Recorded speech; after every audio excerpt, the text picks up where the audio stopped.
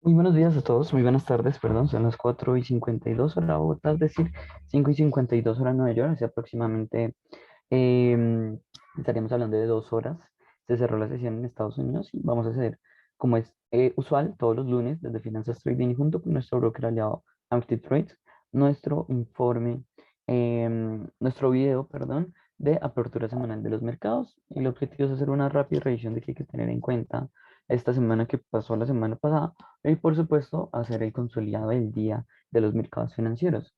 Inicialmente, pues bueno, en cuanto al tema de coronavirus, pareciera que esto se comienza es un tema que se comienza a aplacar, que cada vez en las noticias comienza a ser menos interesante, tal vez menos alarmante. Estamos aprendiendo y aprendimos muchísimo como al manejo pues de la enfermedad, de este virus. Y por supuesto también las tasas de vacunación están siendo realmente efectivas.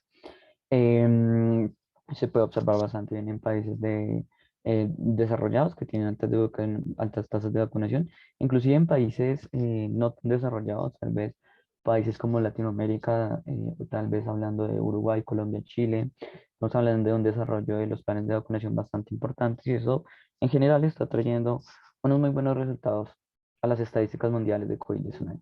Podemos ver que los casos 19 hace ya un tiempo se frenaron en esta cota, que es cercana a los 600.000. em, y pues pareciera que tiene una muy gran debilidad para seguir avanzando, o por lo menos de forma exponencial. Si vamos al número de muertes diarias, es notable que el número de muertes o la tasa de mortalidad ha disminuido notablemente.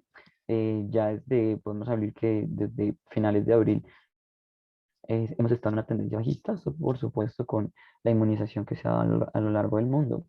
En cuanto a qué hay que tener en cuenta de los datos de la semana pasada, bueno, los datos de trabajo de Estados Unidos em, al final terminaron con un tono negativo para la semana pasada. Vimos unos datos de diferentes informes, vimos las solicitudes por subsidios de desempleo, vimos el informe de la AFP con unas cuotas positivas, pero el cambio del empleo en agrícola para septiembre se ubicó muy por debajo de lo esperado.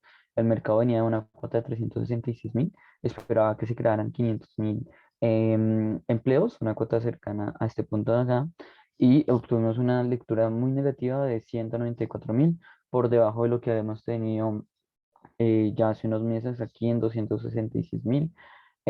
Y pues otra vez estamos iniciando una tendencia bajista. Preocuparía bastante si esto comienza a remitir cada vez más, más y más, y pues nos acerquemos a los niveles de inicios de año. En cuanto a los datos digamos, de seguimiento de la inflación, podemos ver cómo el salario por hora ha aumentado. Vemos un aumento de 0,04 a 0,06. Estamos hablando de que pues, esto es básicamente lo que se le está pagando a las personas por hora y esto ha venido aumentando. El promedio de ganancias por hora pues también viene aumentando. Esto básicamente es lo que en economía se denomina inflación sticky, inflación pegajosa. Significa que es una inflación de muy difícil transitoriedad. Es muy poco probable que este tipo de inflación se modifique a lo largo del tiempo o por lo menos en un largo plazo. Si ponemos una perspectiva amplia, cuando a ti te suben el salario, tú esperarías que pues se mantenga durante años, inclusive podríamos hablar de eso, lo cual pues, es un tipo de inflación bastante interesante. Eso, por supuesto, mantiene las perspectivas inflacionarias altas. Y si nos vamos al terreno en Estados Unidos, digo, perdón, en Europa, podemos ver que los datos de producción industrial fueron ligeramente a la baja. Em, ¿Por qué digo que ligeramente a la baja? Lo que pasa es que nos hemos movido en unos entornos de bastante volatilidad por un tema de que los datos se han comportado dependiendo pues del desarrollo de la pandemia, ¿no? Entonces las comparaciones son bastante difíciles de entender.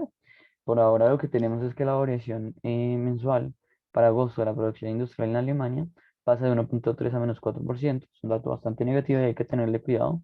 En dado caso de no observar una mejora en esto, pues ya comenzaríamos a tener unos fuertes temas de que algunos sectores de las economías, específicamente hablando del sector industrial, está siendo fuertemente em, debilitado. Frente a un entorno en el que pues, todo el mercado espera que pues, Europa crezca bastante, por lo menos hasta el final del año, ¿no? Si nos vamos a las ventas minoristas, también tenemos una agudización de este dato. También, digamos que lo complicado de esto como analista es que tienes que interpretar datos y comparándolos contra el periodo, contra periodos pues igualmente volátiles. Entonces es una cuestión difícil, pero por ahora lo que tenemos es una caída del 3,1 al 0%. Sí se esperaba que cayeran, pero que no cayeran tanto. Las ventas minoristas ya venían en una tendencia bajista en lo personal y es un tema que estuvo muy en línea el día de hoy. eh, y es, bueno, cuál va a ser la posición de los bancos centrales, porque ya estamos finalizando el año y vamos a tener que tomar decisiones de política monetaria, específicamente teniendo en cuenta un escenario de esta inflación. La mayoría de economías, va a colocar a Estados Unidos como la más representativa, está presentando niveles inflacionarios realmente altos que no remiten con estadísticas como las que les acabo de mencionar. Y adicionalmente, pues tenemos unos niveles de crecimiento que cada vez son más bajos, niveles débiles en cuanto a las lecturas de PMI. Por ejemplo, para China veíamos que el PMI en el sector de servicios se ubicaba en una cuota negativa hace un par de días. Cuando habla de cuota negativa es una cuota por debajo de 50. Y 50 puntos que básicamente nos está indicando una contracción en el sector. Por ahora, pues en Europa tenemos un escenario bastante negativo con estos datos de producción industrial y ventas minoristas. Y adicionalmente eso, digamos que podríamos hacer un escenario de excepción, de calma en cuanto a la regla.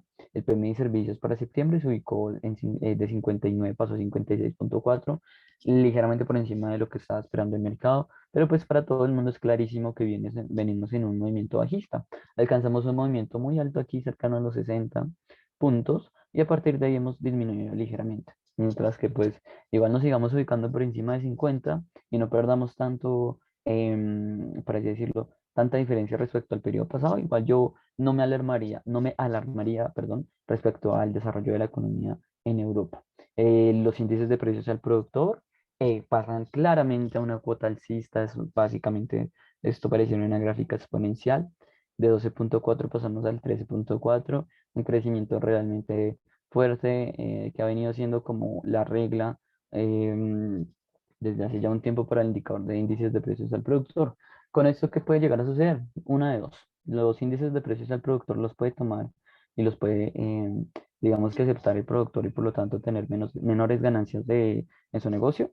O por otra parte, trasladar ese precio al precio del consumidor, lo cual pues cualquiera de los dos escenarios son bastante negativos porque no queremos un escenario altamente inflacionista para los consumidores, pero tampoco queremos que las empresas estén perdiendo ganancias que pues pueden reinvertir, gastar y pues se pueden mover en la economía, ¿no? Entonces es una trampa bastante interesante en la economía. Eso es todo lo que hay que tener en cuenta para la semana pasada. Me gustaría cerrar con el cierre diario del mercado.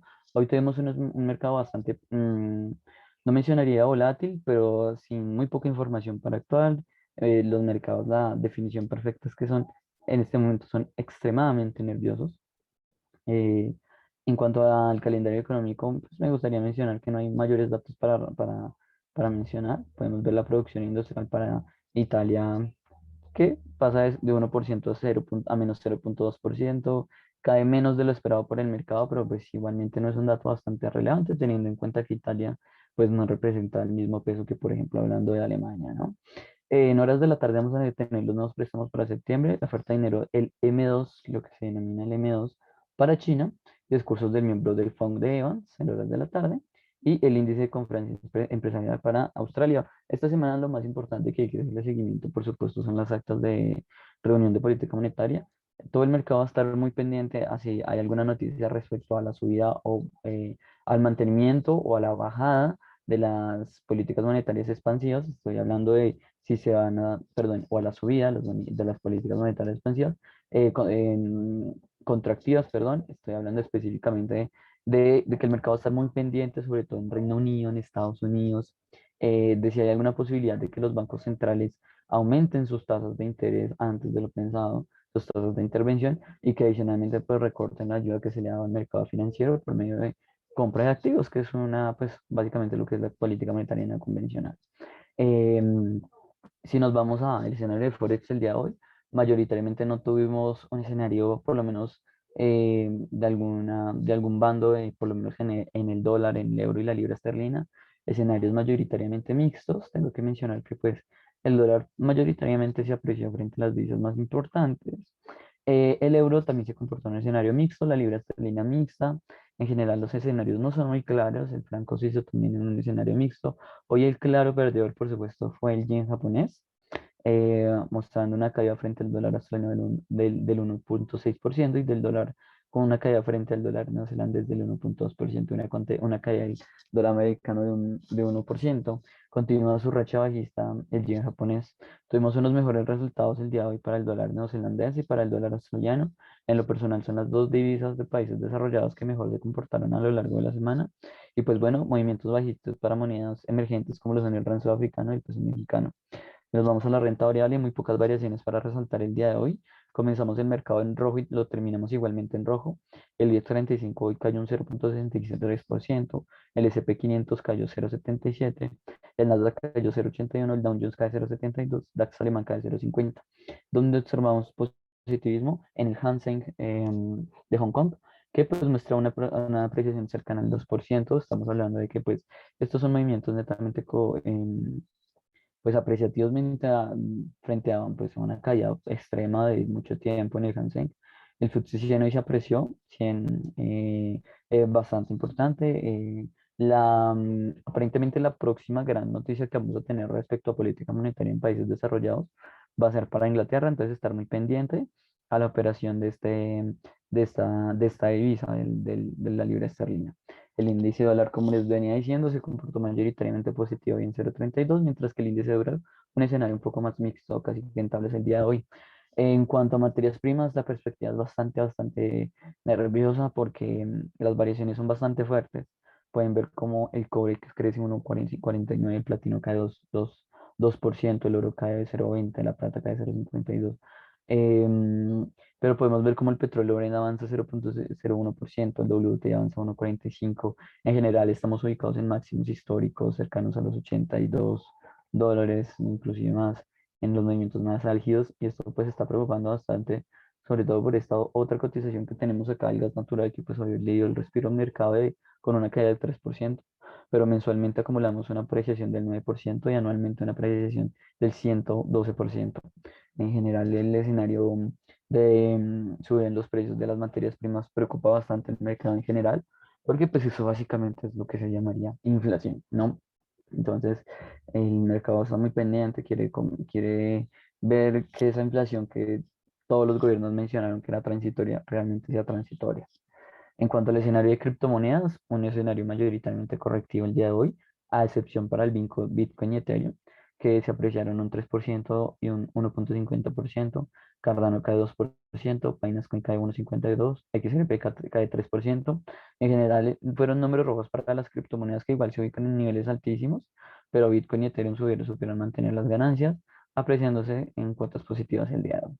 Eso es todo por el día. No me queda nada más que agradecerles y esperar que tengan una semana muy rentable. Les recomiendo pues seguir día a día el canal de Finanzas Trading, la página, nuestra sesión de apertura en vivo todos los días de análisis del mercado. Y pues nada, un saludo y muchísimas gracias por su tiempo. Hasta luego.